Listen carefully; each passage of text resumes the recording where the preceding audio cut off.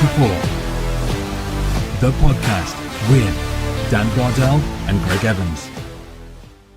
Hello, welcome back to 1874. It's time for a transfer talk show where we talk about everything that's going on in the transfer market involving Aston Villa. I'm your host, Dan Bardell, bizarrely wearing a Bayern Munich shirt with two England shirts in the background, joined by the Athletics' Jacob Tanswell. This show is sponsored by Luke Roper. If you want to get 20% off everything Luke have to offer, then the code TVV20 will get you 20% off.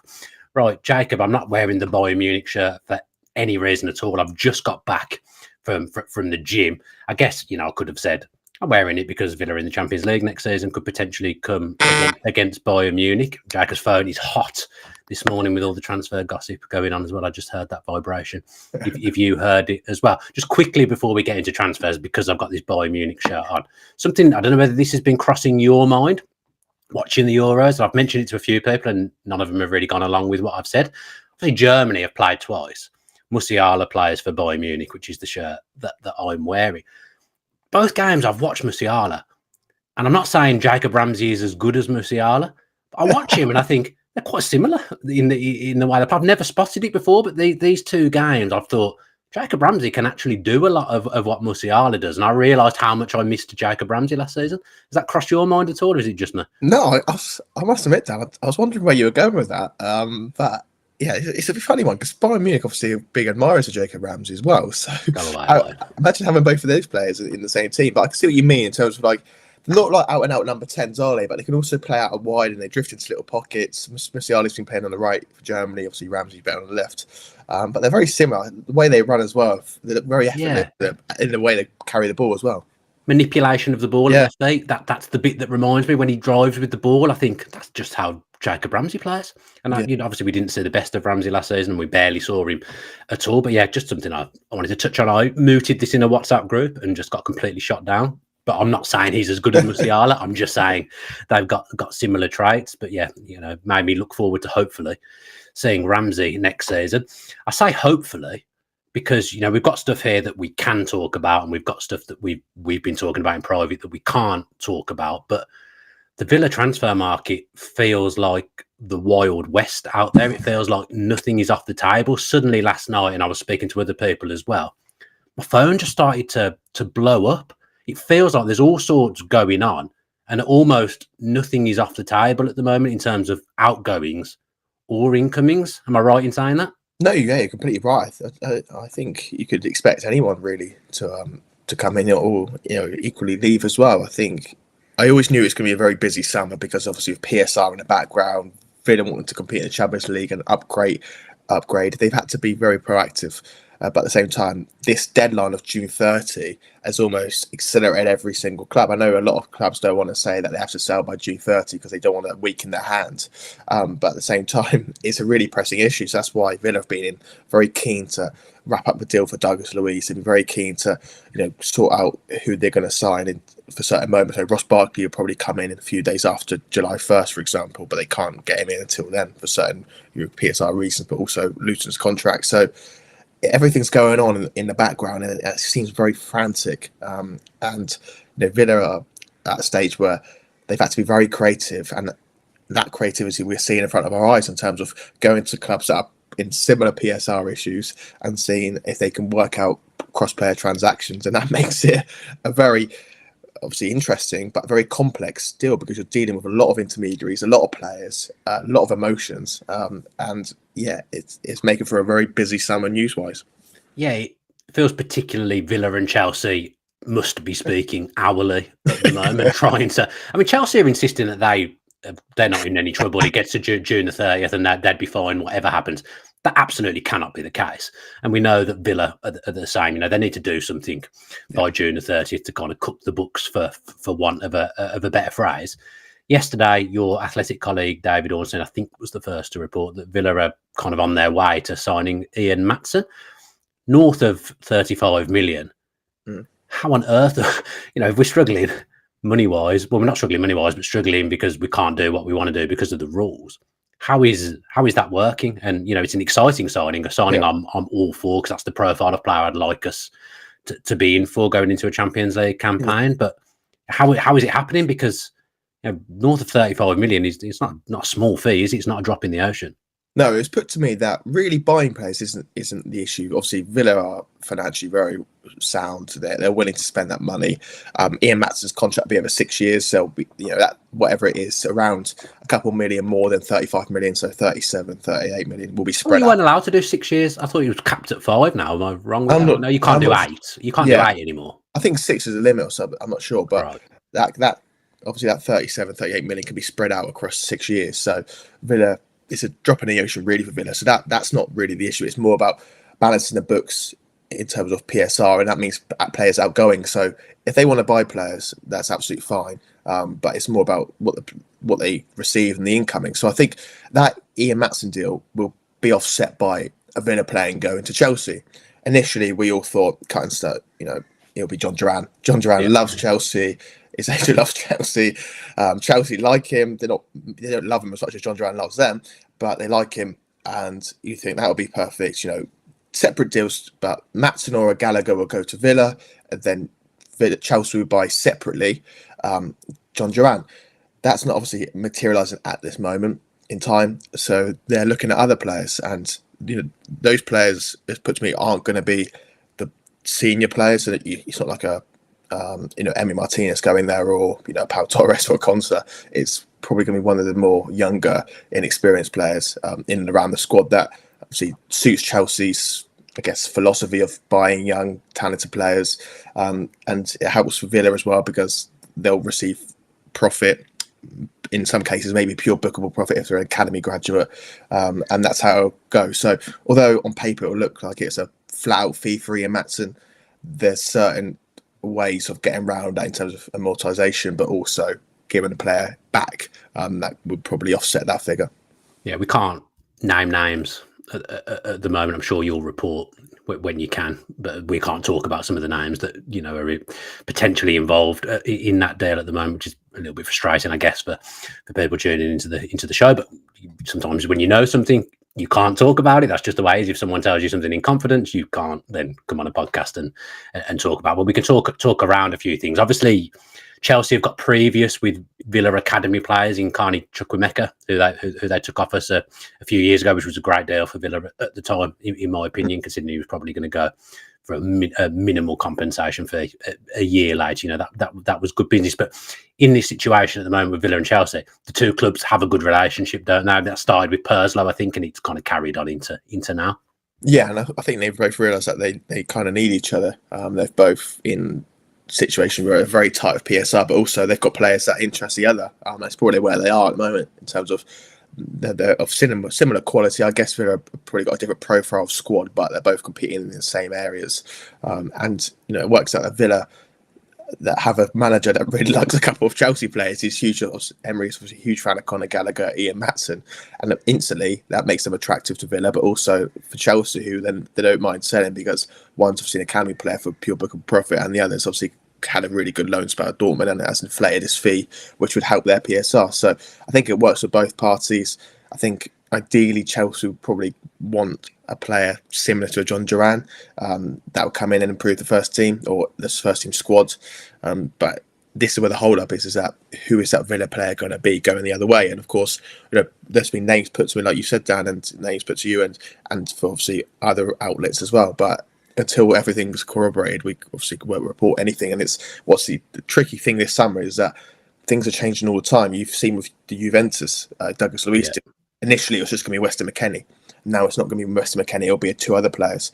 Initially, it's going to be 35, 40 million euros. Now it's going to be 25 million euros. So everything's always changing. And it's a very busy time. I thought maybe my job wouldn't really start until towards the end of June or early July. But really, since the season's finished, it's just been carried on. It's been a really bit of a whirlwind. Yeah, I mean, let's talk a little bit around Maatsen. The player is predominantly a left back. I think that's where he spent most of his time playing for Dortmund in the second half of the season. A young player. He's been really good on EFL loan spells as well for Burnley. I think he was at Coventry for a season as well, where he had a successful loan period. So he's spent the second half of the season at Dortmund. He's young. He's with Holland at the moment as well at the Euros. But I think that's really important that second half of the season he was with Dortmund. He's now got experience of knockout Champions League football and what it takes to get all the way to the final. So although he's young, actually he comes into Villa and would probably be arguably their most experienced Champions League player, which is I suppose Pau Torres has got to the semis under Emery with Villarreal, but Maatsen would certainly come in and have more Champions League experience than senior members of the Villa squad. Yeah, and also he's young. It offers a different profile. We said in the last podcast before the Maatsen links came out that Villa wanted another left back, and they wanted a left back that's essentially a left winger in possession. Maatsen obviously fulfills that. He can play number 10. I think in pre-season last year for Chelsea, he was outstanding in like that left number 10 position. So he could do a job there, maybe in front of a Luca Di Maria, whoever stays. And he's very young, but he's got big experience already. And he's a player with, like you say, pedigree in the Champions League. Although the Champions League final didn't go perfect for him, he's away with his international side as well. He reduces the age, which I think had the chance of becoming a bit of an issue next couple of years for Villa, because they're obviously not the youngest team. They've got a few older players, and if he can come in, obviously on a 6-year contract, his wage won't be particularly high initially, obviously with bonuses and stuff.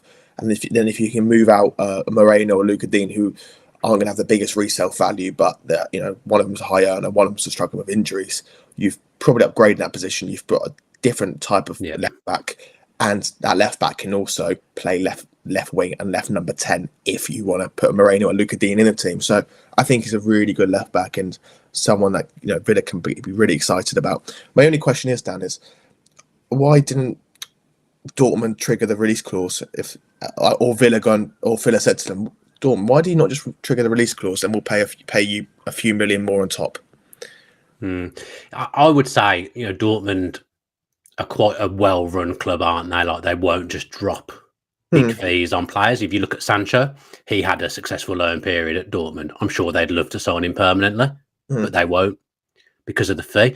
So I kind of think he doesn't fit into the budget of what they would spend on a player. I don't think they'd spend £35 million on a player. They tend to spend less and then sell them on, if that makes sense. I think that's probably at the top end of what they'd splash on an individual player. So I don't think it's personal to Maatsen. I just think it's the way Dortmund have run. As I say, if you look at Sancho as well, I'm sure they'd love to sign him, but the fee they'll be quoted, they just won't pay. So Dortmund are the kind of club that just they know it's out of their reach. They just walk away from it. I saw Florian Plettenberg, who's the German main transfer guy for German Sky Sports News. Basically, I've spoken to him a few times when I've been at Sky. He knows his stuff.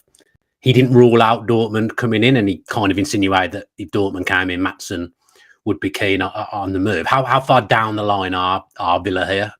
I think they want it wrapped up very soon. I mean, it becomes the thing with absolutely everything. I wouldn't be surprised if it's a bit of a lull after June 30th, because Villa are in such a rush to get everything done in terms of outgoings, but also if they can get a Maatsen in, then they can account for it all before June 30. So I would like to think there'll be real concrete finalisation movement in the next 3-4 days.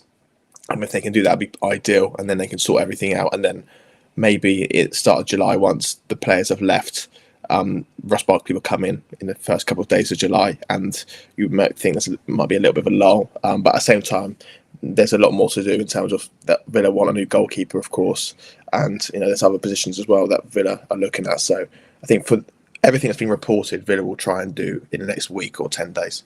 Interesting. Then could be an interesting end to June for us Villa fans. Yeah.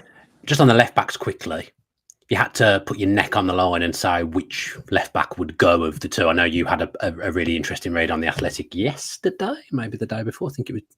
I can't remember. It was this week anyway. Yeah. Let's say I read all your pieces, Jacob. Don't worry about that. I just don't necessarily remember the day that I've read them. If you had to put your neck on the line, which one would you say is going to be the one to go? I think in an ideal world, Emery would keep Moreno. Contrary to reports, they're both. What's the issue is they're both very happy at the club. Luca Dean doesn't want to leave at all. But I think Moreno, if I have to say now, this is pure hunch, I don't know anything, I'd probably say Moreno is more likely to leave. Because there's interest there. Because there's he doesn't have the salary of Luca Dean. And yeah, they're going back to Spain, obviously, I think quite a big market for him. So right now, I'd say Alex Moreno is more likely to leave. But if in an ideal Emery world, for sure, he'd keep Moreno.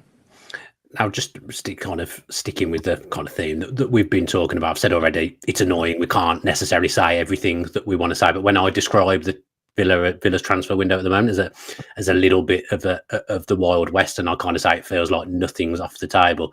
Can you just say a little bit around that as much as you can? It's remarkable, isn't it? I think me and Paddy Boyd in the Everton writer will have a piece tomorrow on Villa's and Everton's PSR creativity, if you want to say that word. It's basically Villa said they have to be intelligent, and what they've done is they've thought, right, what other clubs are in PSR issue? So they'll go round to other clubs and they'll say, are you obviously in PSR issues? Can we do any cross-player transactions? So that's where it becomes really quite messy in a way, but also quite creative in terms of, right, who's similar fees that we can exchange, but obviously it's not an exchange on paper. So a Timo Robenham, shall we say he's about 10 million? Okay, perfect. Get him sorted out. Separately, Lewis Dobbin. Okay, he's similar age, similar profile. We need a winger. We'll bank the 10 million on the spreadsheets. We'll then pay 10 million or slightly more for Dobbin over a 5-year contract, say. And it looks, obviously, you get the instant receiving that money in full whack, and at the same time, you get to pay whatever you pay for Dobbin over a 4 or 5 year deal. So I think that's what they're trying to do. They're doing the same with Chelsea, same with Juventus as well. Juventus is a real big issue because it's over in Italy. It's a big club. There's a lot of people to go through, a lot of channels to go through. Monchi's having to do a lot of that. And there's players that, like Weston McKennie at the moment, who you need to convince to sign and, completely move country as well. So there's so much going on. And, the Robin and Dobbin thing is so interesting. And it's a deal that works on the spreadsheets. Yeah, because it feels to me he's not necessarily the type of player Villa really, not the type of player, but because he's young, he's not really proven. Doesn't feel like the kind of signing Villa need, in my opinion, at the moment. And Robin at Everton is not a natural place for him to come in the team without outgoings either. Yeah. So it's like you say, it fits in perfectly with what Sawira said. Around, you're not managing a football team, you're managing a spreadsheet. That is what's happening, isn't it? And also it's sad that, Villa are having to sell one of their, obviously, don't say homegrown, but one of their younger stars, and Everton are as well, and basically just going to swap them. Yeah. And you can't really keep your own players. You've got to buy someone else's young players just to make sure you survive on the spreadsheets. That's wrong. I think Dobbin's probably the profile of player that Villa want, because Villa obviously strengthened the midfield. I think it became quite apparent towards the end of last season that Robin wasn't going to be part of the plans. And Dobbin is a young, paced, threatens him behind, can play anywhere across the front line. So he'll add depth to the squad. But yeah, you're right. I think in an ideal world, no PSR, Dobbin's probably not quite at the level yet to come into an Emery team. But the short answer is it works on the spreadsheets, and it suits both clubs reasonably well.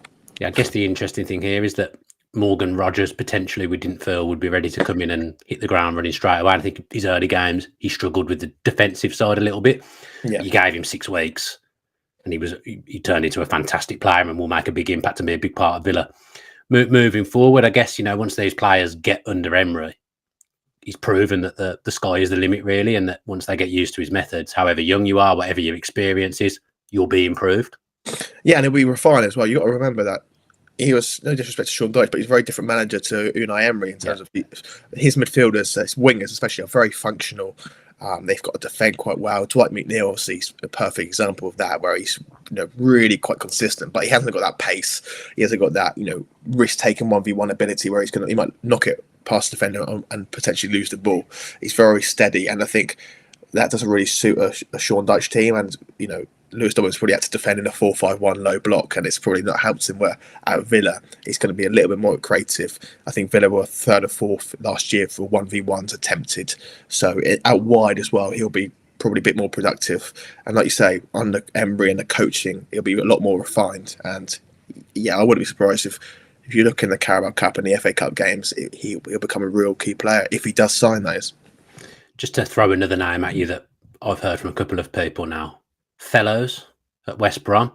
Again, these are like the kind of signings that I'd have expected us to make maybe a few years ago when we weren't anywhere near playing European football, weren't playing Champions League football. Mm. And that's another name that's being linked at the moment. Are you surprised at that one? Because, he was a Championship player at West Brom. I'm imagining if he came in, he wouldn't be anywhere near first choice. What's the story with that?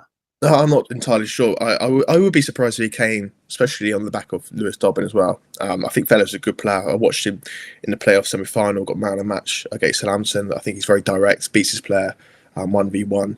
But I would be surprised with that. I think Fella's has got interest from elsewhere, but I would be surprised if he stays at West Brom as well. I think there will be players leaving West Brom, but I'm not sure it will be Fellows immediately. And I would be very surprised if Villa did anything there. Okay. Just finally on the Wild West theme, then I asked you this question before we came on.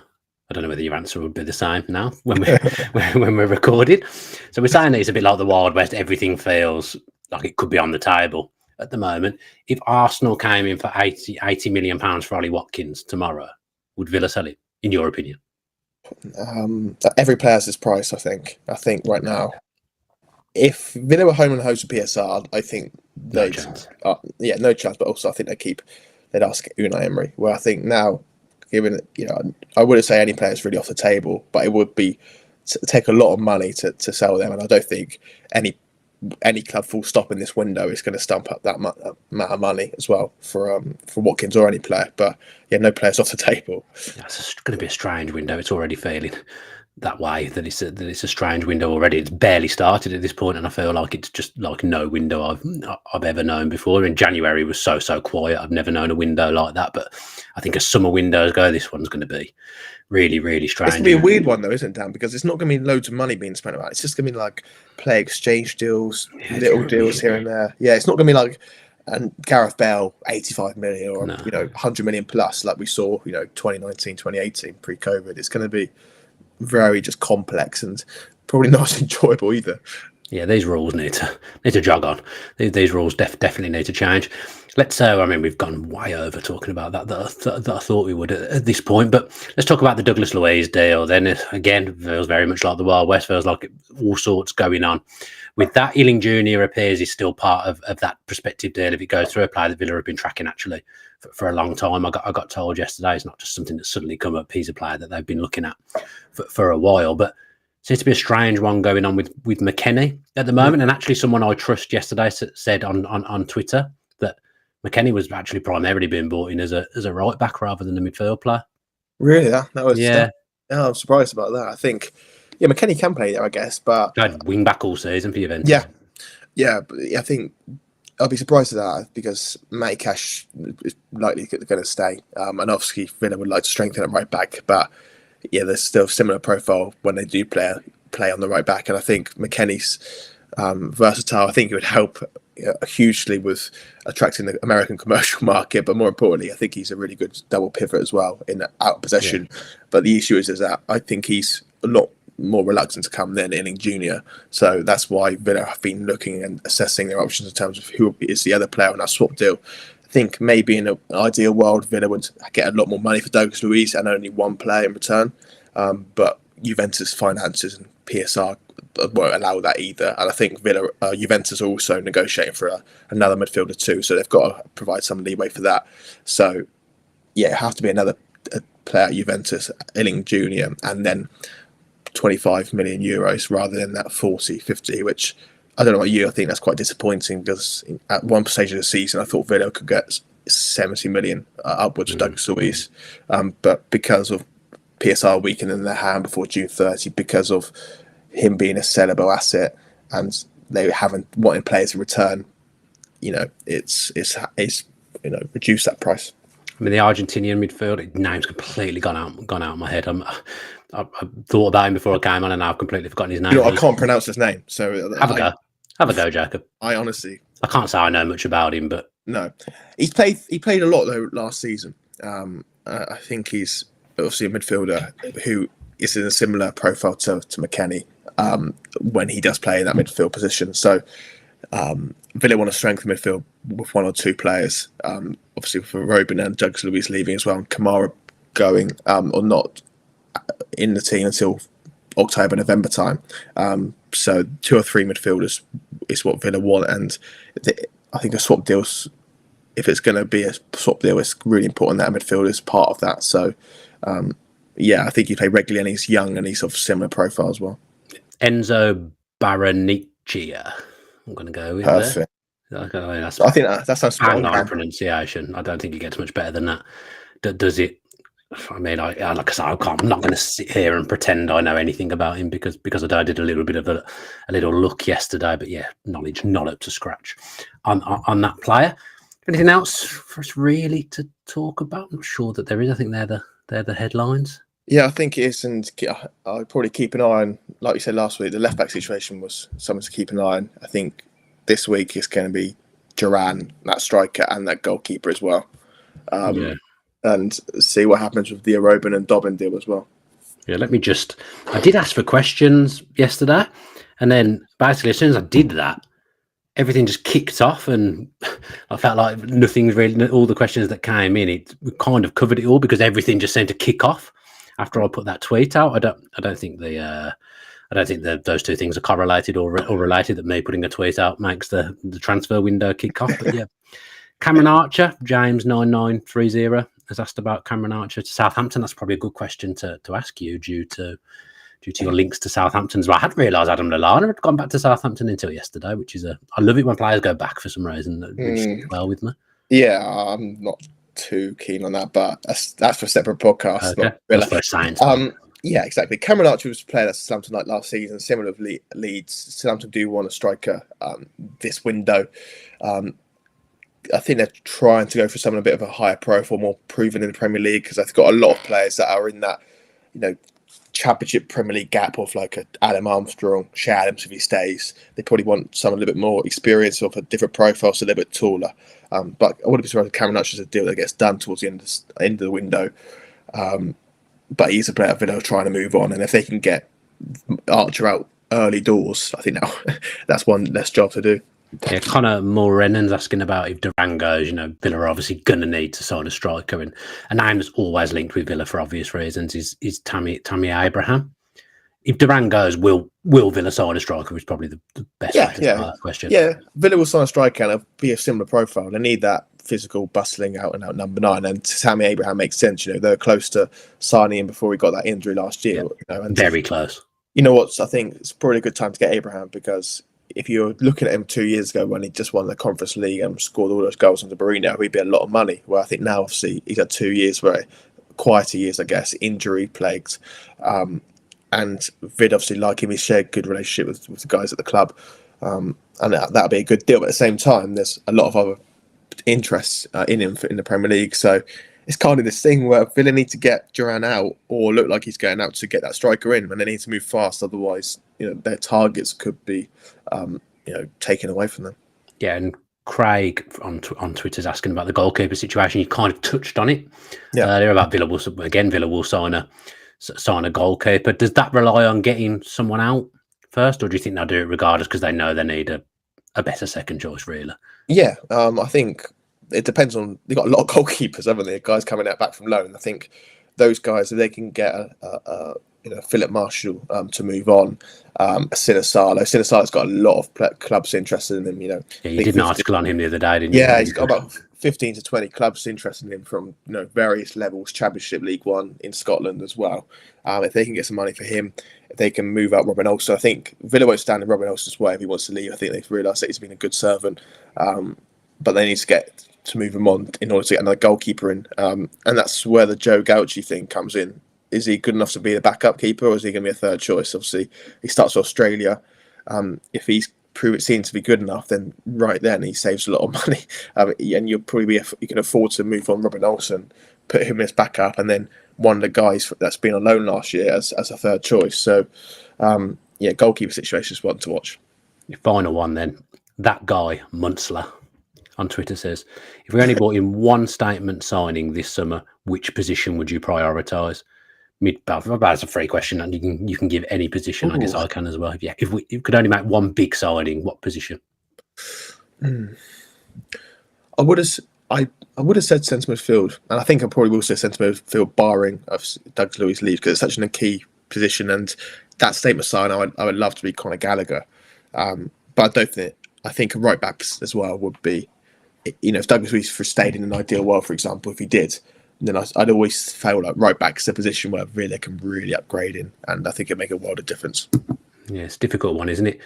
I mean, midfield is the obvious if Luiz leaves, because he was a key player that played nearly every game last season. He would need replacing. Although I think Emery maybe is looking at it slightly in this way. I don't think Barkley coming in negates or offsets Luiz going. I just think he's a great other option in that midfield, and obviously Kamara's going to be out until October. You don't know how long it's going to take him to get back up to speed. So just using the midfield as a given, I'm tempted to say still backup goalkeeper. Really, backup? Just frightened. A marquee signing? No. Yeah, I suppose that was the question, was it? But if I could choose one signing, I don't want to be horrible. I'm sure Robin Olsen is a great human being, and he's had good moments for Villa. But if he was to be lining up for a consistent basis or in a Champions League game that we needed to win, I'd be scared to death. I'd only say right back because I think it obviously Conte's been having to play there, and if you can get that real out and out right back who can obviously support an attack and drop into a back three in the build up, Conte can play a whole season at centre back, and you saw when he does do that, he was essential to qualifying for the Europa League, Conference League, and he was essential to the early start of last season as well. So a right back for me, but would you get another marquee striker in, or would you? I just think that's impossible. I don't think that. Yeah. If we were to manage to get Tammy Abraham to come in knowing he's going to be second choice to Ollie Watkins, I think that's unbelievable business. Honestly, it's so hard to get a backup striker. You need someone like Man City. You've got Alvarez, obviously, who plays with Haaland, can play without him because he can play in different positions. I think you need someone like that. That's the ideal way to do it. But those players aren't easy to find. It's so difficult to get a backup knowing they're going to be second fiddle to Ollie Watkins, in my opinion. If Villa managed to tempt Tammy Abraham to come, and look, 12 months ago, I think they had done that. And then he got injured. Maybe Tammy Abraham would come in and back himself. It's tough to see how he would get into the team. It really is. As much as I like him, it's tough to see how he gets past Watkins, and he must know that himself if he was to come in. So it's interesting, isn't it? I guess you could argue a signing for every area, really. You're going to need to do that. If you're going to even just to stand still, and standing still would be great because that'd be top four. you're gonna need someone in every area at least. That's 4 players. And we don't know how well Tyrone Mings will return as well. Emery's always said he wants 2 left-footed centre backs. So could it be a loan deal until January? Because Mings is going to be back September time maybe, but he's going to have a lot of more injuries as a repercussion of this injury, so he won't probably be fully up to speed till January, February time. Are they going to go without that left-footed centre back? And Diego Carlos record's not exactly wasn't stellar last season. Diego Carlos as well, trying to move him on. Probably need another centre back as well. So it's going to be busy. I think Villa should treat it as they're going to have 2 deadlines. They're going to have the deadline of June 30, where they're going to try and scramble to get players out and in, and then obviously the actual deadline day, where they'll obviously have to finish their business. So Villa are going to be one of the most frantic teams, as I've shown already. But there's a lot of reports and a lot of things that have been not true. So but at least Villa fans, they're not going to be bored whilst they're waiting for their team to come back. No, obviously there's a lot of nonsense spouted in and around social media. So if you want to get your transfer news, listen to this show once a week, Jacob and myself, chewing the fat, talking about all the real transfer news. So yeah, just tune into the show every week, and we'll try and keep you best up to date with Villa transfer news as we can. And of course, if anything major happens, we'll jump on and do a show ad hoc as well. Thank you very much to Jacob for joining me again today, and thank you to everyone who's tuned in, whether that be via audio or video. However you are digesting the podcast, if you could just do all those things that I mentioned every single time, like, subscribe, comment, review. If you're listening via audio platforms, reviews on Apple Podcasts would be absolutely sensational. If you could do that for us after this show, if you have enjoyed it. Like I say, we'll be back when something happens. Greg and myself will be back at the start of next week. We didn't do one this week because my schedule did not allow, but we'll be back at the start of next week. Thank you to Adam for producing. Thank you to Luke Roper for sponsoring. Remember, if you want to get 20% off everything Luke Roper have to offer, get yourself some holiday clothes potentially, use the code TVV20 and you will get 20% off. Right, Jacob, I'll let you reply to all those messages that were coming in through the show. Have a great day.